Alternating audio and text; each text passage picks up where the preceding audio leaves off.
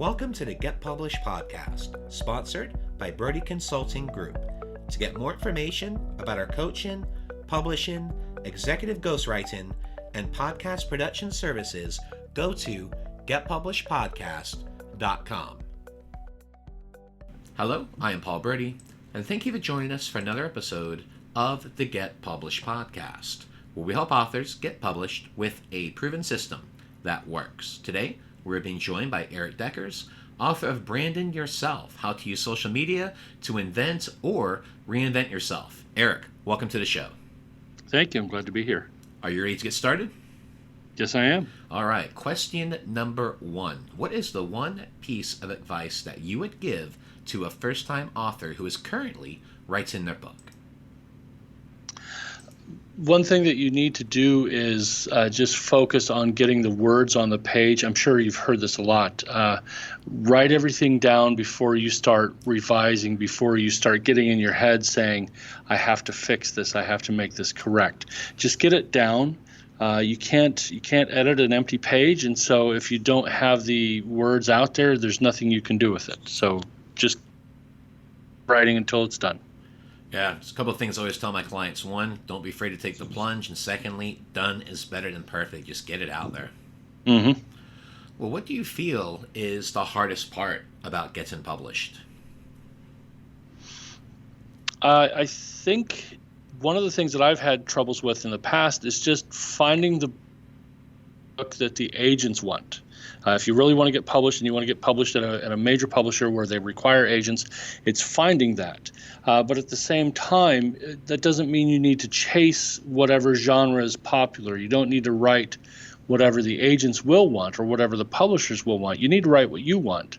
And then just, the nice thing about the internet today is that if you can't find that agent, that publisher who is interested, then you can always self-publish. But the hardest part for me has been getting the interest of the gatekeepers. And finally, I just said, that's enough. I'm not going to, if they don't want it, I'm going to do it without them. And so I went and self-published my latest novel. Well, I know we were talking prior to the show that you've had one specific publisher for your social media books, and then for your novel, that's the one when you went out and published it yourself. Right. And the social media books, we were fortunate in that my co-authors and we were able to connect to the editor and get to know her and pitch her the book.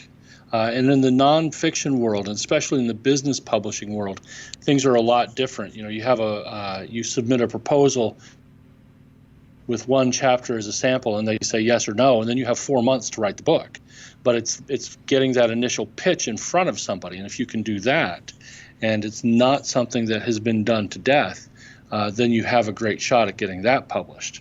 So anybody who's a nonfiction writer, take a look at not the trends now, not what's popular now, because that's been growing in popularity for at least a year. Take a look at what's coming down the pike. What are you starting to hear about now? Is there some new social network that people are embracing, or is there some new business or way of doing things? Or is there a new celebrity who needs a biography? Something like that that people will be interested in about 6 months. And then that's the book to pitch to editors. Well, let's talk about marketing. So please share a marketing strategy that you have used in your book launch that has worked well.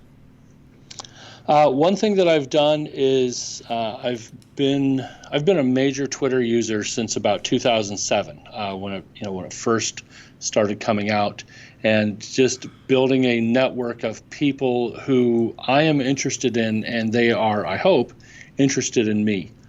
And so I just, for the last 12 years, have just focused on having conversations with people. Being real, being authentic, and these are kind of buzzwords you hear, but it basically means don't be fake. Don't think of yourself as a celebrity. Don't try to treat people like fans. Treat them like friends. Have conversations with them. Talk to them, and whether they are your friends or this is somebody that you've never met face to face, but you've corresponded with for years. Those are the people who will become your readers, and they will buy your book. And if your friends, even if you're online electronic friends, still want to support their friend. And so by accident, by design, I have spent 12 years building up close to 11,000 followers who we are really interested in each other. Those are the people who buy my books. How were you able to build it to 11,000? Were you basing things on hashtags? How were you connecting with these people? And obviously, we know you're building the relationships, but how were you initially reaching out to these people and having them become connections on Twitter? So one of the things that I always do is I look for people who share an interest of mine.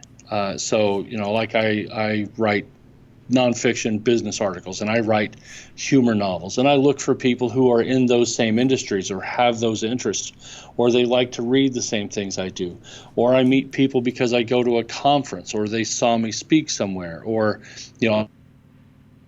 pushed my Twitter handle out in other places. So, like when I write an article on a blog, it's got my Twitter handle in the bio, so people know how to get a hold of me.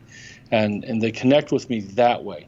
What I don't do, and you'll see people who do this, and if anybody's thinking about doing this, I don't advise it. This is where you try to get as many Twitter followers as you can, in the tens of thousands, the hundreds of thousands, and you've only written a few hundred tweets.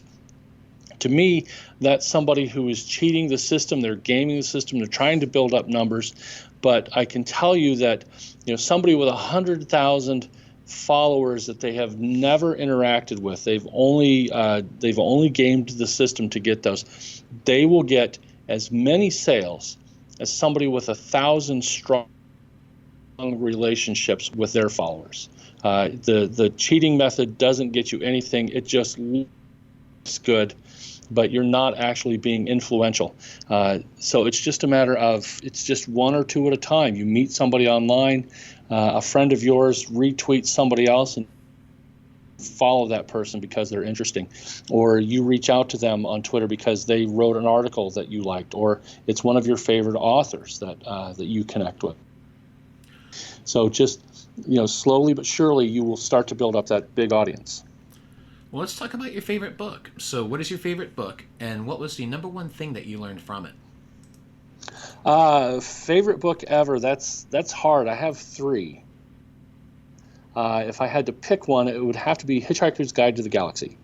And I first encountered it as a radio play on BBC when I was 15, and couldn't wait for the play to end, so I went and got the book and read it, and it was just hysterical to me. I mean, for one thing, Douglas Adams was always a funny writer, but I loved the satire of the book and the fact that you could make fun of people and the things that they believed and thought and did without actually attacking individual people. And so, to me, great satire is something that makes us look at ourselves and the things that we do, but under the guise of somebody else doing it. And it's safer. It feels safer to us as the target if we see somebody else does that and we think, oh, that's dumb. Oh, wait a minute, I do that. I should stop doing that. And, very early on I saw that, and I read Catch-22, and I read Breakfast of Champions. Those are my other two favorites. And all three of those together sort of became the thing that drove me to write satire and humor. And for our final question, what is your favorite quote and why? That's a tough one.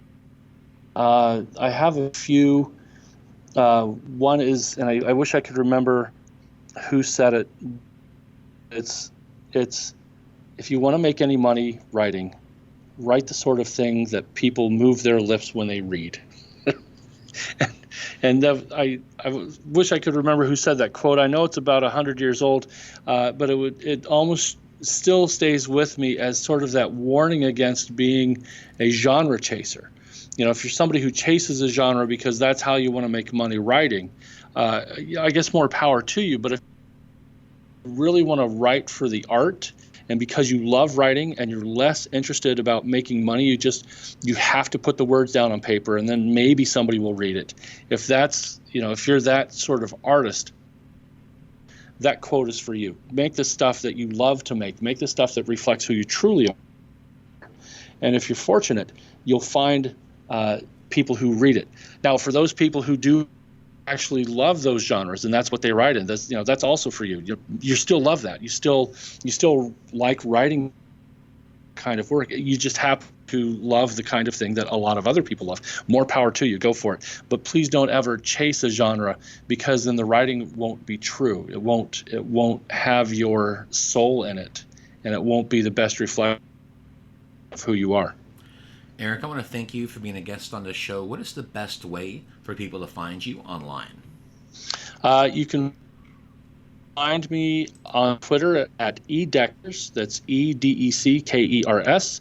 Or you can just go to my website, my humor site at erikdeckers.com. That's ERIKDECKERS.com. And those are the best two ways to find me and get a hold of me. Erik did a very slight fade at the end. Can you tell us the website one more time for me? Sure, it's Erik Deckers, ERIKDECKERS.com. Got it. Well, Erik, thank you once again for being on the show, and I wish you all the best in your author journey ahead. Thank you very much. Thanks again for joining us today. To learn more about how you can be featured in our brand new Get Published business book, go to getpublishedpodcast.com.